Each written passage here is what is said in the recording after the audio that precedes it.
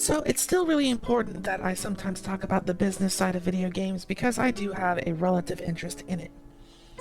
Now, this game in particular isn't something that I've ever heard of before this was brought up to me. So after we're done taking a look at all of the facts and what's going on, we'll actually take a look at maybe a trailer and see what this game even is to begin with.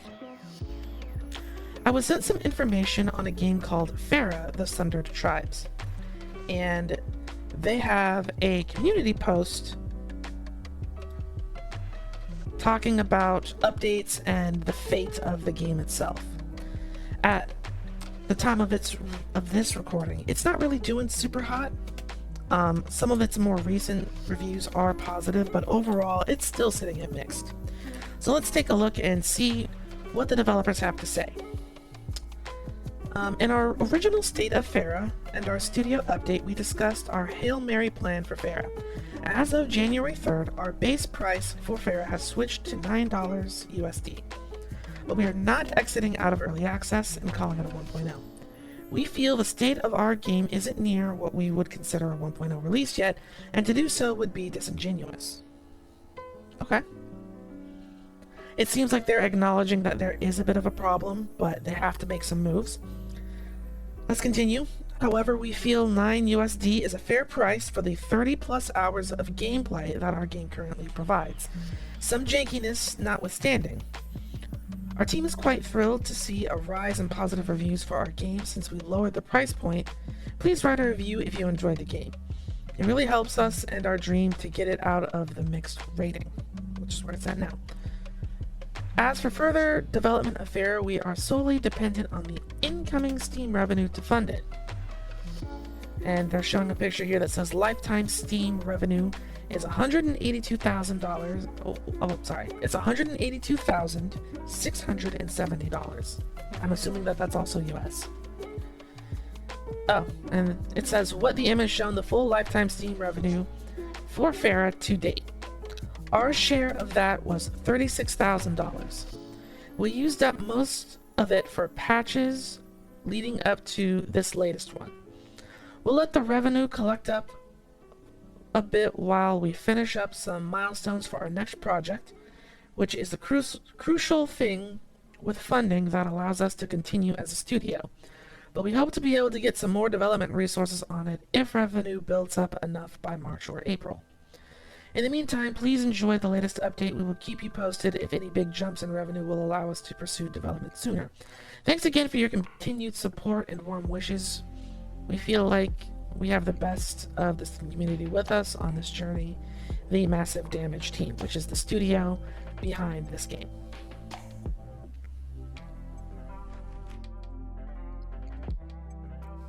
These guys are a little bit clever. This is a very well-worded post addressing the situation for their game and how they're trying to improve things, but there's a tiny little bit of cheeky deception in here. I'm not too mad about it. So first things first, I want to talk about what they're doing here with these numbers as far as what they've earned, like the total lifetime Steam revenue. A lot of people's response to this is to immediately blame Steam and blame the publisher. Because everybody hates big business. I get it. And I want to make it very clear, this story does have a villain. Somebody at here is at fault for this project being in a little bit of a tight spot. But it's not who you might think it is. Let's start with Steam. Steam takes 30%. That's just what they do. Now, it's not about whether or not Steam is right. It's not about if they're taking too much or however you feel about the situation. Put that aside. Put your feelings for Steam and how much money they take from developers and all of this stuff aside. The fact is, Steam takes 20%. And they have taken, or 30%, I'm sorry. Steam takes 30%. And they have been taking 30% for many, many years. Nobody in the games industry is under the impression that there's something different going on. They're very upfront about this. This isn't a secret to anyone in any country. If you're in the games industry, you know that Steam takes 30%. So that's before anybody programs anything, publishes anything, develops anything. Steam is going to get 30. That's just what they do. So, that in mind, that leaves 70% of this big number, 182,670, for the developers and the publisher. 70% of 182,670 is 127,869. So there's still we'll say $130,000. I'm not actually going to round it up because I am going to do another calculation in just a little bit, but there's 127,869 after Steam takes their cut. Still a pretty penny. In order for the devs to only be receiving $36,000 from the remaining $127,000, that would mean that their percentage is 28.15%. I'm gonna go ahead and round that up to 30% because I don't know. Maybe the missing 2% is taxes or something. I don't know. I don't actually know. But that's 30%. So if Steam takes 30% and the developers are getting 30%, that means that the publisher is getting 40%. Ooh, uh-oh. 40%? Everybody else is taking 30%. Why are you getting more money? Naughty naughty. But keep in mind, the circumstances that development studios partner with publishers is unique every single time. In some instances, a publisher is the difference between a game coming out at all or not. But there are also a lot of situations where game developers could just as well self-publish and still find success. Now, what a publisher brings to this particular dev studio, I have no idea. That information isn't in this post. It's not available. It's the sort of thing that nobody knows because you can't know. That's behind closed doors. What I can say, though, is if this is a situation where they were given the ultimatum of get with these publishers or we can't release our game, then yes, this is 100% on the publishers for taking so much of a cut that they can't do what they need to do to get the game done. Any other circumstance, then this falls solely on the developers. Their mismanagement, it basically means that they knowingly took a deal that was bad. And now they're making a post trying to villainize Steam and their publisher, playing victim and going, boo-hoo, we don't have enough money. Look at all the money we would have gotten, but we only got this little bit, and we're using all of it to try and fix the game that probably shouldn't have had any of these issues to begin with. Again, I'm just speculating. I don't know the full story. There's a lot of details here I don't know. I don't even know what type of game this is. But that's the situation at hand. There's two possibilities. One, the publisher put them in between a rock and a hard place, and the other is these developers are morons who don't know how to manage their projects or their deals, and now they're trying to shift blame on other people in order to garner sympathy so they don't get as much flack. Both are very real possibilities. I don't know the answer as to which we're dealing with here, but yeah, that's the state of Fera, the Sundered tribes. So now what I want to do is take a moment to actually look at like the trailer for this game and figure out what type of game was this supposed to be, and then I want to take a look at some of the reviews and see what the problems with the game were that put them in this spot to begin with.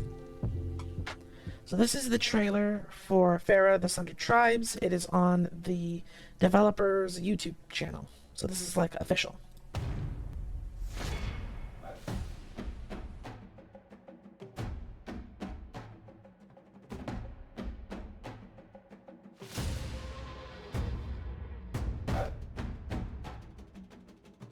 Okay. So we got like a monster hunter with grappling hooks sort of deal going on. Open world monster hunting. Okay.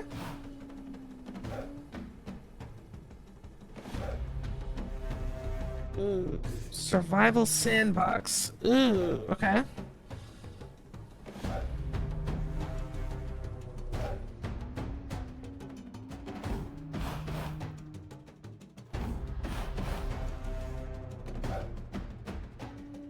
A sandbox, open world monster hunter type game.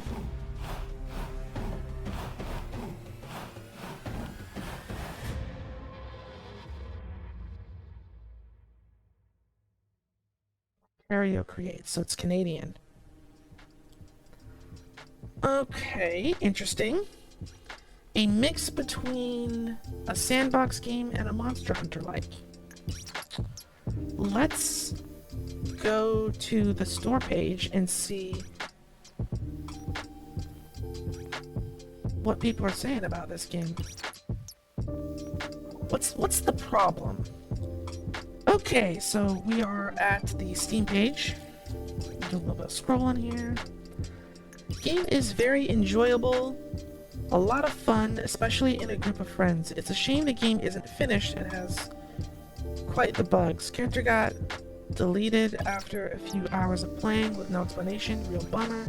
Really would be nice for the devs to polish the game and work on these bugs, even if the game didn't get the traction they deserve.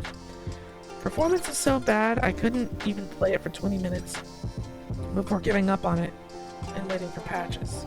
Well, joke's on me, I guess, because it's been a month, and a developer just mentioned on Steam forums that development is halted because they have no one left to work on the game. Seeing that the game is basically abandonware at this point, I tried to refund it, but it's been more than 14 days and Steam won't do it. So lesson learned, if a game performs like garbage, refund it immediately and repurchase it later if it ever gets good enough. Good rule, I agree 100%. If it doesn't work when you buy it, here's the thing that people don't understand. Regardless of if the game is in early access or not, you made a purchase. Okay, you bought a product. Whether the product is finished or not doesn't matter. If you're not getting what you want at that point in time, you are entitled to a refund. If they don't want you to refund the game, then they need to make sure that the product is worth your time and your money right then and right there. What it's going to be later doesn't matter. They're not getting your money again later. At least I hope they aren't. They're getting it right now. So in the moment, that first impression still needs to be as solid as they can possibly make it.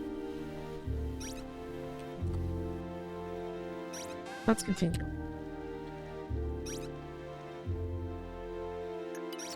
Really pains me to give this thumbs down because this game could be fantastic and the dev studio is awesome, but I wouldn't get this unless you're trying to support the devs. The game has tons of potential, but unfortunately it didn't sell well and the devs don't really have the money to continue developing it.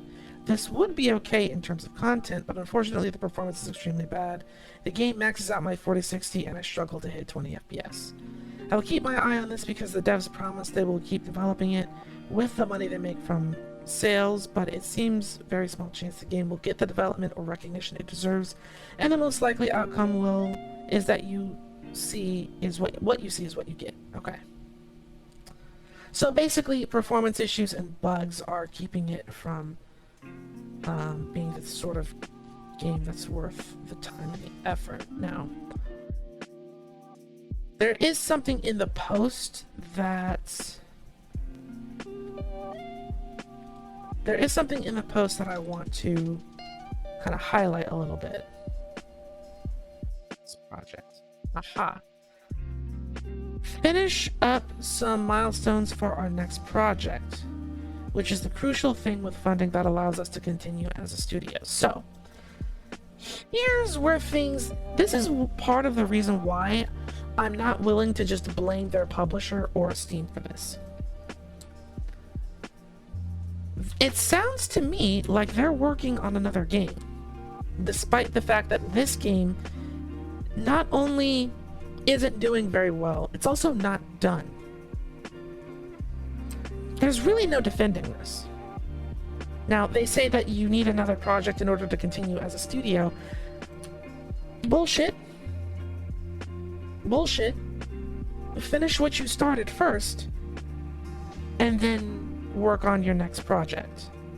Like, even assuming that this game didn't have the bugs and the issues, and it was selling well, you're still releasing it in early access. Why in the hell are you working on a new project before this one is done? That makes no sense. There's actually a recent story that we can compare this exact sort of behavior to. There was a game that people hated called Mighty Number 9. Does anybody remember Mighty Number 9? I don't blame you if you don't. I barely remember Mighty Number 9. It was basically made by the guy who made Mega Man. And it looks bad, it played bad, it had bad promotional material, and recently they only just now canceled its 3DS port in 2025. The game came out ages ago and flopped. But I'm mentioning it now because they crowdfunded Mighty Number 9, then thought that it would be a genius idea to crowdfund another game that would be very similar to Mega Man Legends that they called Red Ash. Suffice it to say, that didn't work out for them too well. Mighty Number 9 was a disaster, and Red Ash never saw any meaningful financial backing. It doesn't exist. You don't start multiple projects at the same time when you're struggling to do one. And even if this project wasn't struggling, it's an early access game. I want to give you the benefit of the doubt here, since you're being very upfront as far as, actually trying to fix it using some of the money that you earned already to do what you were supposed to be doing in finishing this game. But I can't help but think that all of this started from a gross amount of mismanagement on your part. Your part, you being the developer's part. And I think that this post is worded in a way to deflect blame onto your publisher and on Steam for taking a large portion of the development money. But because of everything else that I now know, I think you knew before all of this got to this point that you were going to be on the lesser earning side of all of the business. Like, you knew what your cut was going to be, percentage-wise. And you're only making this post now because the amount of money you have as a result of this cut isn't anywhere where you thought it would be or where you need it to be in order to do the things that you want to do. So, remember those two possibilities that I mentioned earlier? I'm personally going to lean on the side of the fault being on the developers. That's not always the case. But in this situation, it really does sound like they bit off a lot more than they could chew. And they're going to have to play a little bit more smart when it comes to business. Whatever other game they're working on honestly needs to be put on the back burner. Full stop. Whatever, I don't know what the name of it is, they didn't say it here. And it doesn't seem like this other game that's under their development studio it looks like this is out already. So whatever it is they're cooking up, they need to take those ingredients and put them back in the pantry and finish this first. And then if they're able to continue as a studio, all of that's going to depend on how well they go from this point on. And yeah, that's about it. Let me know what you think about it down in the comments below. I'm very, very curious. Because, again, nobody likes big business. Me especially. But I'm not the type of person who's going to remove the individual accountability out of the equation, which is why I made this video in the first place. I'd love to hear your thoughts on it, and as always, thank you so much for watching. I will see you all in another video.